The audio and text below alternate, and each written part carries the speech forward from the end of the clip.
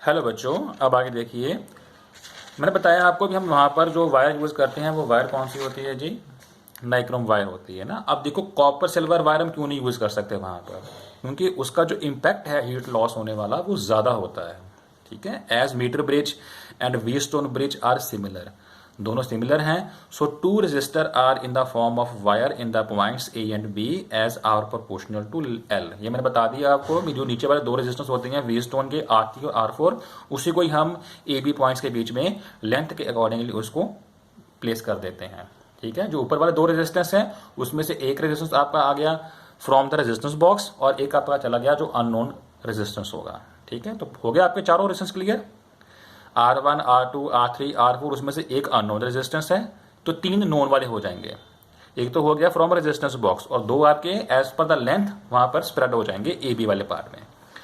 अब देखिए आगे, लास्ट मेरा पॉइंट होगा also one jockey key is use to slide over the wire and one galvanometer is there to check the deflection. Yes, ये तो पता ही है आपको कि हमने जो स्ट्रेट वाली मेटल स्ट्रिप है उसके बीच में हमने पॉजिटिव पार्ट को ज्वाइन किया हुआ है विद गैल्वो, और गैल्वो का जो नेगेटिव पार्ट है उसको हमने अटैच किया हुआ है विद जॉकी की के साथ।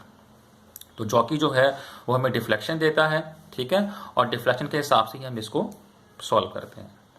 अब देखिए आगे, मैंने बेटा कुछ की पॉइंट्स लिखे हुए हैं। There are some certain key points for the construction of metre bridge experiment. जो मैंने आपको पहले बताया मेटल स्ट्रिप्स होती हैं, ये सारी मैंने आपको इसकी जो कंस्ट्रक्शन पार्ट है वो आपको समझा भी दिया। इसमें वायर नाइक्रोम का होता है, इसमें दो गैप बना रहता है, तो वो कुछ पॉइंट बनाकर आपको ये मैंने लिखवाए हैं यहाँ पर। ये पॉइंट्स को आप डायरेक्टली भी अगर पेपर में या टेस्ट में लिख दोगे तो आपको फुल मार्क्स मिलेंगे, क्योंकि आपके मार्क्स नहीं कट कर पाएगा। ठीक है, तो फर्स्ट ऑफ ऑल क्या था, length of wire between A B. जो ए बी में लेंथ ऑफ वायर है वो होता है 1 मीटर का। ठीक है, that is equal to 100 centimetre होता है वायर। तो वो पता लग गया आपको। सेकंड, उसने बोला है कि जो वायर हम यूज करते हैं वो नाइक्रोम वायर होता है। तो due to variation in current, ये करंट क्यों वेरी करता था? क्योंकि हम अलग अलग ओम का जो रेजिस्टेंस है वो निकालते हैं बॉक्स से, तो उसके कारण क्या होता है, जो सर्टेन हीट लॉस रहता है वायर में वो कम होता है इस नाइक्रोम वायर में। ठीक है, तो one resistance box we use in gap number 1, that I told you, and one unknown resistance in gap number 2। हम वहाँ पर वायर लगा देते हैं, रेजिस्टेंस वायर होती है, उसको हम वहाँ पर लगाकर उसका उसी के हम अननोन रेजिस्टेंस फाइंड करते हैं उस वायर का। ठीक है, नेक्स्ट है जी गैल्वेनोमीटर एंड जॉकी की यूज करते हैं। Galvanometer to check deflection and jockey की to slide over the wire. Next देखिए, स्लाइड द जॉकी की to the left end at point A. ये बड़ा बहुत इंपॉर्टेंट पॉइंट है, इसको समझना ध्यान से। वो कह रहा है जो जॉकी क्योंकि पहले आप लेफ्ट में स्लाइड करोगे ए पॉइंट के ऊपर, ये देखिए ना, इस पॉइंट की बात कर रहा है वो, ए पॉइंट के ऊपर पहले जॉकी आप सबसे पहले लेफ्ट पार्ट में ले जाओगे, उठाकर कोई ए में रखोगे, तो वहां पर क्या होगा, and then on the right end at point B, फिर उसी को आप बी पॉइंट के ऊपर ले जाओगे। ठीक है, मतलब पहले आप टोटल लेफ्ट पर ले जाओगे जॉकी को, फिर आप बिल्कुल उसको राइट पर ले जाओगे। The deflection at point A is on left side and deflection at point B should be on right side. तो ये होना बहुत जरूरी है, जब आप ए पे रख रहे हो तो गैल्वेनोमीटर में डिफ्लेक्शन आपको आना चाहिए लेफ्ट साइड के ऊपर, और जब आप बी पे रख रहे हो तो deflection should be on the right side ऊपर। तभी आप इस सर्किट डायग्राम को स्टार्ट कर सकते हो, एक्सपेरिमेंट परफॉर्म कर सकते हो, और आपका करेक्शन जो है सर्किट है वो करेक्ट है। अगर ऐसा नहीं हो रहा, अगर डिफ्लेक्शन आपका लेफ्ट में और राइट में नहीं हो रहा, इट मीन्स कि आपका सर्किट डायग्राम रॉन्ग है, कनेक्शंस गलत लगे हुए हैं, इसको परफॉर्म करोगे तो रीडिंग आपकी गलत आएगी। ठीक है जी, तो ये एक बात पार्ट जरूरी था जो आपने देखा। अब नेक्स्ट है हमारे पास इसकी वर्किंग।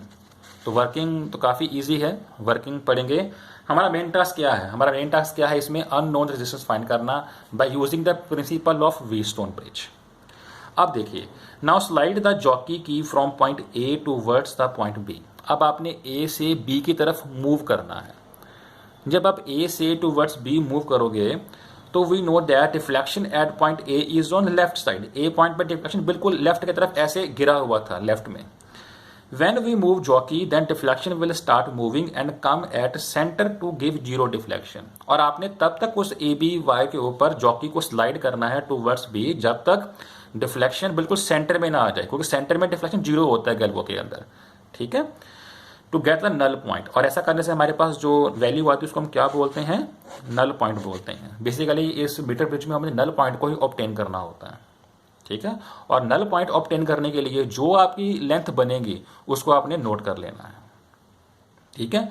आप देखिए at that point find length, तो आप लेंथ फाइंड करोगे, the distance between point A and jockey की विल बी L1, ठीक है। तो जब आप जहां तक आपका जॉकी को मूव करवाते हुए 0 रीडिंग आई है डिफ्लेक्शन में, नल पॉइंट आपने ऑब्टेन किया, उतना लेंथ L1 होगा, ठीक है। अब पता है आपको पूरा लेंथ कितना है, AB के अंदर 1 मीटर है, जो लेंथ आया वो L1 हो जाएगा, जो बच गया वो लेंथ क्या बन जाएगा 100 माइनस L1, क्योंकि ये आपका L1 सेंटीमीटर में है, तो रिमेनिंग लेंथ कितना होगा बेटा 100 सेंटीमीटर माइनस L1, वो हमारा रिमेनिंग लेंथ हो जाएगा। सिंपल बात है भी, अगर एक का डिस्टेंस 100 है, ये डिस्टेंस L1 है, तो ये कितना होगा 100 माइनस L1, तो वो हमारे पास L2 आ जाएगा, ठीक है। समझने के लिए देखिए, जैसे मान लीजिए कि आपका जो लेंथ L1 है वो 40 सेंटीमीटर है, तो L2 कितना होगा 100 minus 40 is equal to 60 centimetre इसका लेंथ आ जाएगा।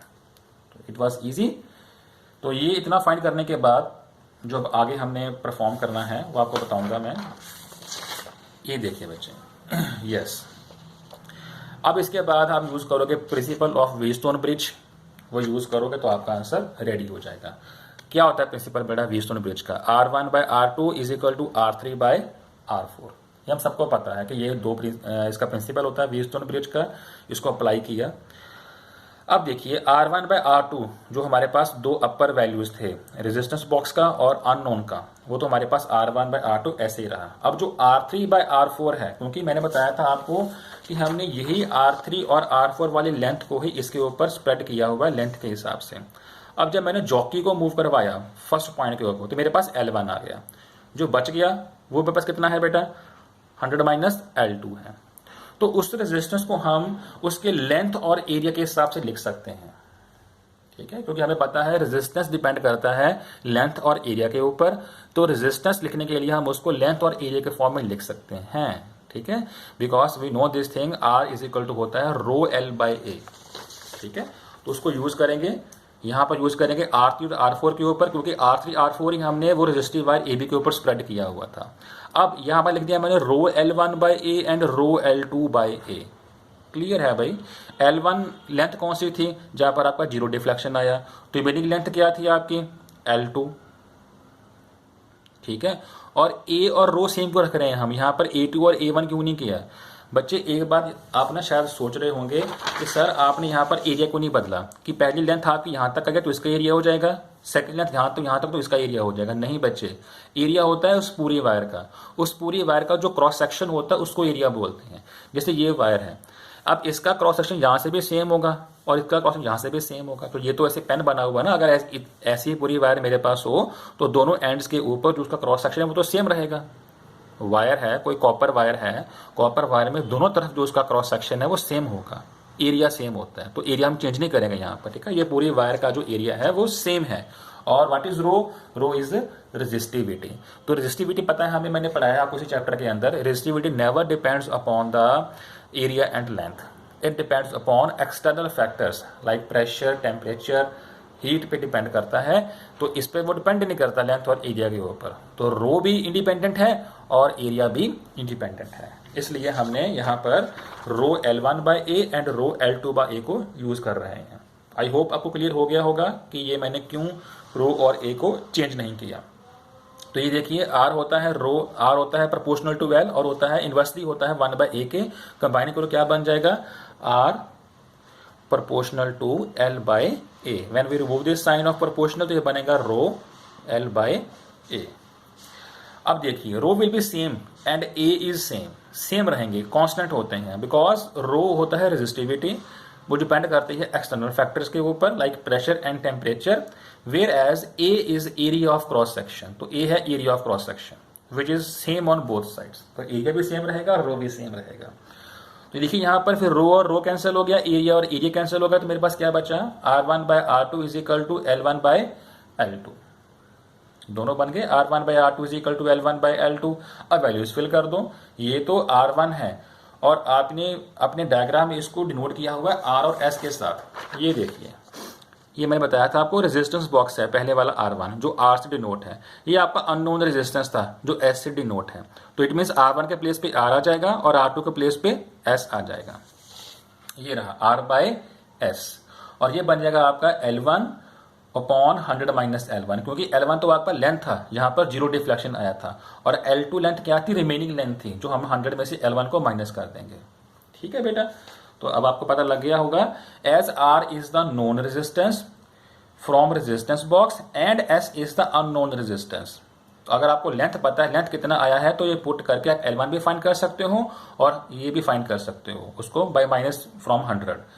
So also L1 is the length where jockey key gives zero deflection and 100 minus L1 will be the remaining length.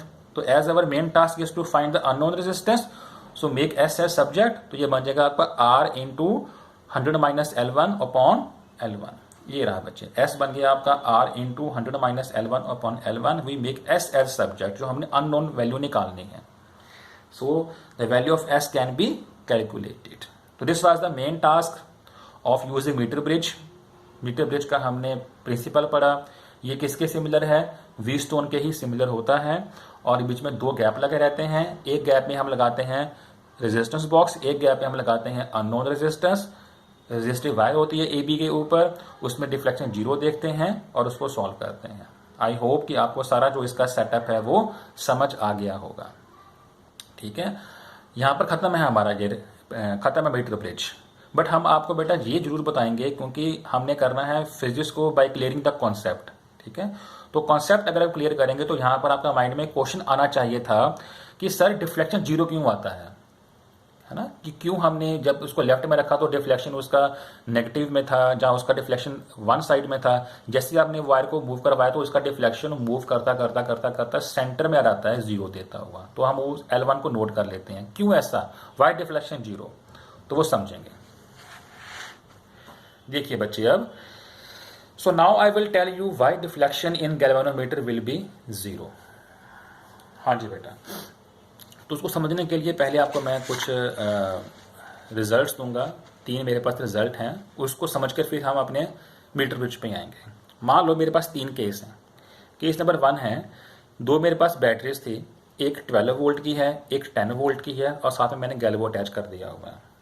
तो आपको पता है करंट हमेशा मूव करता है फ्रॉम हायर टू लोअर में। तो ये हायर वैल्यू है बैटरी की, ये लोअर वैल्यू है, तो 12 से यहाँ करंट मूव करना शुरू कर देगा। जैसे करंट मूव किया, deflection will be on one side, यहाँ करंट मिलेगा हमें, क्योंकि कुछ करंट बन रहा है because of the potential difference. तो मान लिया कि वो डिफ्लेक्शन लेफ्ट में हमारे पास आ गई, करंट की रीडिंग मिल गई हमें। ठीक है जी, फिर मैंने सेकेंड केस लगाया। अब मैंने इसको 12 बना दिया, इसको 10 बना दिया, फिर से दोनों में डिफरेंस आएगा, बट अभी ये 12 ऊपर आ गया है, तो करंट जो है वो ऊपर से नीचे को मूव करेगा। तो अगर करंट का डायरेक्शन चेंज हो गया है तो डिफ्लेक्शन भी क्या होगा, गैल्वो में चेंज हो जाएगा। पहले डिफ्लेक्शन लेफ्ट में आया था, अब डिफ्लेक्शन राइट में आ जाएगा। इट मीन्स दोनों केस में करंट बन रहा है तो हमें डिफ्लेक्शन मिल रहा है। ठीक है, थर्ड केस में मैंने क्या किया, दोनों बैटरी सेम रख दी 10-10 वोल्ट का। अब दोनों का डिफरेंस क्या आएगा, zero, there is no current. तो जब करंट नहीं होता उस केस में हमारे पास डिफ्लेक्शन क्या आता है, स्ट्रेट आता है, नेट डिफ्लेक्शन। ठीक है, इज जीरो। तो आपको यहाँ पर एक आइडिया हो गया कि जब आपका पोटेंशियल डिफरेंस अपर और लोअर पार्ट में सेम होगा तो आपका डिफ्लेक्शन जीरो आता है। ठीक है, अब आप कहोगे सर ये तो हमें आपने बताया बैटरी के हिसाब से, बट हमारे पास मीटर ब्रिज में बैटरीज नहीं है, हमारे पास क्या है, मीटर ब्रिज में रेजिस्टेंस है। तो उसके हिसाब से कैसे डिफ्लेक्शन जीरो होगा, तो वो भी समझ लग जाएगा आपको। अब वही करूंगा मैं, बताऊंगा आपको रेजिस्टेंस किस हिसाब से चलता है। अब देखिए, so we have learned deflection is zero when potential of both the batteries will be same and hence there will be no current. पता लग गया हमें, कोई करंट नहीं है, डिफ्लेक्शन जीरो हो जाएगा जब दोनों बैटरीज का पोटेंशियल डिफरेंस सेम होगा। ये पीछे देखकर आए अभी हम। अब आगे देखिए, now but in our metre bridge we have resistance not batteries, so when current starts passing from battery connected in the circuit, then at point A, which is called junction point,